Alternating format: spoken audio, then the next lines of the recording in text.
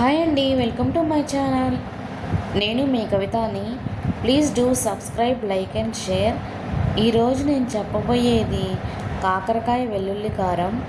ఈ కాకరకాయ కారాన్ని వేడివేడి అన్నంలో కొంచెం నెయ్యి వేసుకొని తింటే చాలా బాగుంటుంది. ఎలా చేసుకోవాలో చూసేద్దాం. ఫస్ట్గా పావు కేజీ కాకరకాయలను ఇలా స్పూన్తో శుభ్రంగా గీరేయాలి.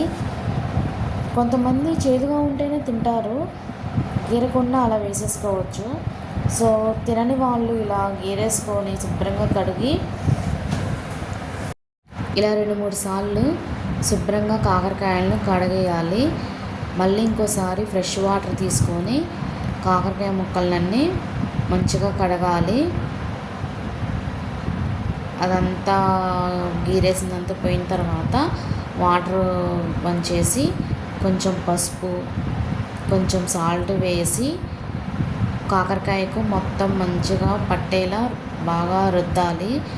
అలా రుద్దితేనే కాకరకాయ ముక్కలు మెత్తగా వస్తాయండి, బాగుంటాయి. ఇలా రుద్దిన తర్వాత ఒక అరగంటైనా అలా పక్కన పెట్టాలి.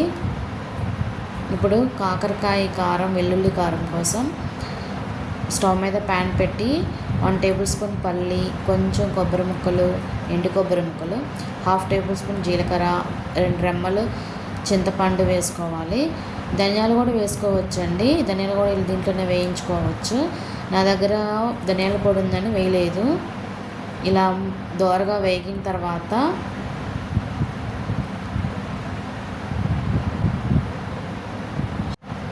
తర్వాత కొంచెం గోరువెచ్చగా అయినప్పుడు మిక్సీ జార్లోకి తీసుకొని వేయించినవి కొంచెం ధనియాల పొడి, 8-10 వరకు వెల్లుల్లిపాయలు, 2 టేబుల్ స్పూన్లు కారం, 1 టేబుల్ స్పూన్ సాల్ట్ వేసి ఇలా కోర్సుగా గ్రైండ్ చేసుకోవాలి. మెత్తగా గ్రైండ్ చేసుకోవద్దండి.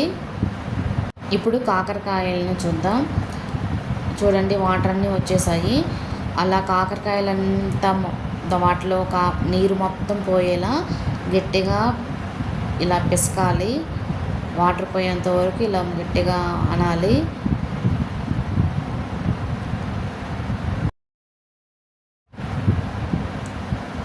చూడండి, కాకరకాయ కూడా చాలా మెత్తగా అయింది. అలా అన్న తర్వాత ఇప్పుడు ముక్కలు కోసుకుందాం. ఇలా ముక్కలు కోసుకోవాలి. మీకు ఇష్టమైతే ఇత్తనాలు తీసేసుకోవచ్చు, లేకుంటే ఉంచుకోవచ్చు. నేనైతే ఇత్తనాలు ఉంచుకుంటున్నానండి. స్టవ్ మీద ప్యాన్ పెట్టి 4-5 టేబుల్ స్పూన్ ఆయిల్ వేసుకోవాలి.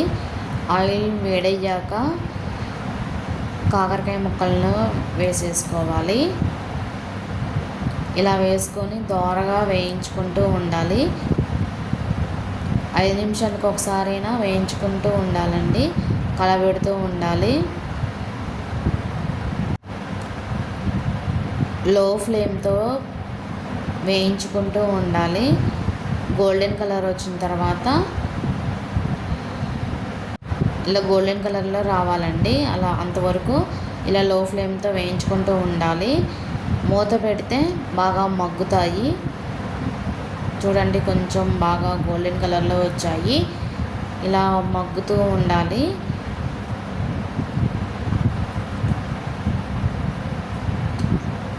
మంచిగా కలబెడుతూ ఉండాలి.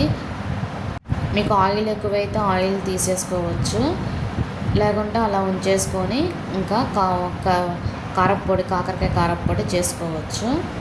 చూడండి, గోల్డెన్ కలర్లో వచ్చింది. ఇలా గోల్డెన్ కలర్లో వచ్చిన తర్వాత ఇంకా దీంట్లోనే మనం పోపు గింజలు వేసేసుకుందాం. 2 టేబుల్ స్పూన్ అలా పోపు గింజలు వేసుకోవాలి. 2 రెమ్మలు కరివేపాకు వేసుకోవాలి. మొత్తం కలబెడుతూ ఉండాలి.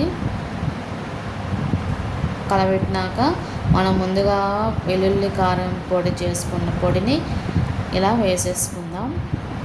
నాకు 3 టేబుల్ స్పూన్లు అయింది వెల్లుల్లి కారపొడి. ఇలా వేసుకొని ముక్కకు పట్టేలా మొత్తం మంచిగా కలబెడుతూ ఉండాలి. అలా 2 నిమిషాలు కలబెట్టినాక కాకరకాయ వెల్లుల్లి కారం రెడీ. 2 నిమిషాలు కలబెట్టాలి.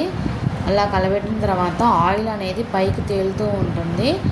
అప్పుడు మనం స్టవ్ ఆఫ్ చేసుకోవడమే.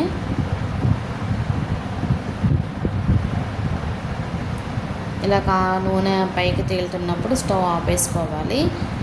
ఇంకా కాకరకాయ వెల్లుల్లి కారం రెడీ అయిపోతుంది. ఈ కాకరకాయ కారాన్ని పప్పుచారులో అన్నంలో కానీ వేడివేడి అన్నంలో కానీ నంచుకొని తింటే చాలా బాగుంటుంది. Please do subscribe, like and share.